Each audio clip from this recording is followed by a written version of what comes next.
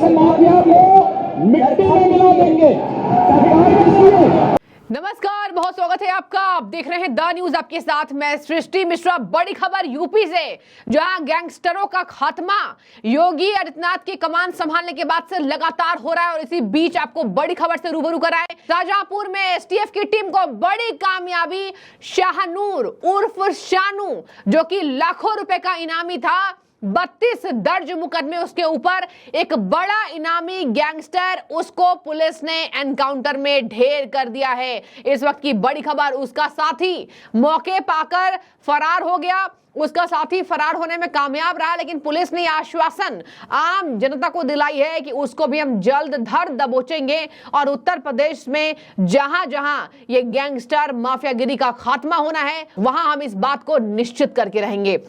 दर्शकों, एक बात तो तय है, जीरो टॉलरेंस की नीति भ्रष्टाचार में ही नहीं, माफियागिरी में इसके साथ बातचीत करें तो जीरो टॉलरेंस की नीति कानून व्यवस्था को लेकर भी है। आतंक फैलाने वालों के खिलाफ सीएम योगी सबसे ज्यादा सख्त मुख्यमंत्री अपने आप को बना चुके हैं। सभी राज्यों में घूम कर आइए, आपको सबसे ज्यादा यूपी में जो बदहाल स्थिति थी वो कंट्रोल्ड वे में दिखाई देगा। और यही वजह है कि उत्तर प्रदेश में एसटीएफ की टीम को बड़ी कामयाबी मिली। एक ये प्रैक्टिस है, एक ये मौका है, जब लगातार सीएम योगी की कमान संभालने के बाद उत्तर प्रदेश की ये सरकार करके दिखा रही है, बीजेपी सरकार करके दिखा रही है। सीएम योगी के कहने क्या, सीएम योगी ने अब तक किसी माफिया गैंगस्टर जो भी उनके आंखों के सामने चढ़ गया उसको कभी छोड़ा नहीं है। माफियाओं को मिट्टी में मिलाने का काम, गैंगस्टर्स को मिट्टी में मिलाने का काम सीएम योगी करते आए हैं और करते रहेंगे जब तक शासन व्यवस्था में रहे। अब देखिए ना, विधानसभा चुनाव होने वाले हैं,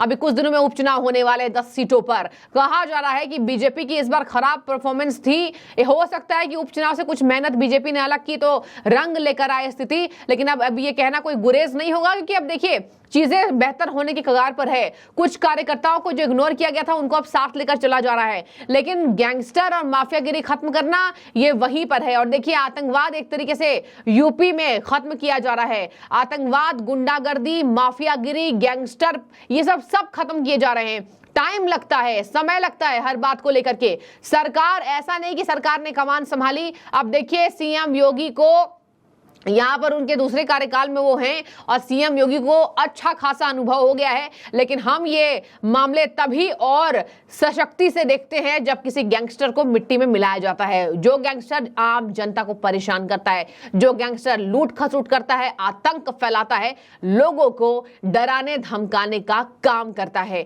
आपको एक बात मैं बता दूं, लंबे समय से दर्शकों यूपी एसटीएफ की टीम को शाहनूर की तलाश थी। इसका नाम शानू है, इसको शानू भी कहा जाता था और इसको ढेर कर दिया गया है। उसका साथी मौके पाकर फरार हो गया। इसके साथ इसके ऊपर, शाहनूर के ऊपर 32 मुकदमे दर्ज, 1-2 नहीं 32 मुकदमे दर्ज। दर्शकों, ये संभल निवासी था, शाहजहांपुर में आया था ये, और वहीं पर बरेली एसटीएफ की टीम तुरंत एक्शन में आई थी और टीम शाहनूर की बाइक का पीछा करना पुलिस ने शुरू कर दिया था। बहुत देर आए लेकिन दुरुस्त आए। शाहनूर को भनक लग गई थी कि उसके पीछे एसटीएफ की टीम लग चुकी है। शाहनूर ने टीम से बचने की बहुत कोशिश की थी, लेकिन वह कामयाब नहीं हो सका। तिलहर के पिथनापुर गांव के पास उसके पिस्टल निकालकर फायर करना उसने शुरू कर दिया। उसके पास पिस्टल था, देखिए ये गनधारी था, इसके पास पिस्टल था। दर्शकों, अवैध हथियार थे और ये गैंगस्टर जहां पैदा होते हैं वहां अवैध हथियारों का एक जुलूस समझे निकलता है जब हम देखते किसी को ढेर किया जाता है। तो शाहनूर ने पिस्टल निकालकर फायरिंग शुरू कर दी एसटीएफ की टीम पर। फिर सुनिए क्या हुआ, बहुत इंटरेस्टिंग। यहां पर जब एसटीएफ की टीम को किस तरीके से कामयाबी मिली, आगे मैं आपको बता दूं। एसटीएफ की टीम ने जवाबी कार्रवाई में गोलियां चलाई हैं। जहां शाहनूर ढेर हो गया, उसके सीने में गोली जा लगी, घायल हुए शानू को मेडिकल कॉलेज ले जाया गया, लेकिन वहां डॉक्टरों ने उसे मृत घोषित कर दिया। 32 मुकदमे दर्ज, लूटपाट, हत्या तक दर्ज थे उसके ऊपर, हत्या के मुकदमे। और दर्शकों, 32 मुकदमे दर्ज, 1-2 नहीं। और यही है कि यूपी में सबसे ज्यादा मुश्किल होता है गैंगस्टर्स को संभालना। देखिए, यूपी वो राज्य है जो सबसे बड़े राज्यों में आता है। यूपी से दिल्ली की सत्ता होकर जाती है। यूपी में आप समझिए विकास तभी होता जब वहां पर आतंक, भ्रष्टाचार, गुंडागर्दी और लूटपाट, खसोट, हत्याएं खत्म होती। वो खत्म हो चुका है। योगी आदित्यनाथ ने वो कर दिखाया है और यही वजह है कि एक एक गैंगस्टर अब दबोचे जा चुके हैं। अलग राज्यों में इतनी बड़ी कामयाबी क्यों नहीं मिलती? कांग्रेस की सत्ता में इतनी बड़ी कामयाबी क्यों नहीं मिलती? आपने कांग्रेस की सत्ता में कभी नहीं सुना होगा कि गैंगस्टरों का खात्मा एक लिस्ट बनाकर किया जा रहा है। ठीक है, सामने कोई गैंगस्टर आया, उसको यहां पर मिट्टी में मिलाने का काम सरकार कर दिया, लेकिन सरकार ने कभी लिस्ट नहीं बनाई। योगी सरकार लिस्ट बनाती है। आम जनता के यहां पर अपने पीड़ितों को सुनकर के योगी सरकार लिस्ट तैयार करती है। एक एक जिले के, एक एक जोन के लिस्ट गैंगस्टर्स के, कुख्यात अपराधियों के ये तय होते हैं। अपराध इसी वजह से कम हुआ है क्योंकि एक विजन है, एक मिशन है और ये सरकार का मिशन है। ये आम जनता के लिए मिशन है जो कि योगी सरकार करती है। अब देखिए, अलग बात है इस बार कामयाबी चुनाव में नहीं मिली, अलग अलग कारण रहे, लेकिन इतनी कामयाबी तो जरूर मिल गई कि यूपी से अपराध बिल्कुल खत्म हो चुका है। एक्का दुक्का बच गया वो बात अलग है, लेकिन दर्शकों 90% से ज्यादा यूपी से अपराध खत्म हो गया है और शहनूर को मार गिराया एसटीएफ की टीम ने। ये बड़ा उदाहरण है। आगे सुनिए। यहां पर लूट, डकैती, हत्या जैसे 32 मुकदमे इसके ऊपर दर्ज थे। संभल के अलग अलग जिलों में, अलग अलग थानों में। इसके साथ लंबे समय से शहनूर को गिरफ्तार करने के लिए पुलिस जो है वो दबिश दे रही थी। शहनूर का संभल जिले में आतंक था। पुलिस ने उस पर 1 लाख का इनाम घोषित किया हुआ था। एसटीएफ की कार्रवाई में वो ढेर हो गया। इस मामले में अशोक कुमार मीणा ने देखिए क्या कहा है।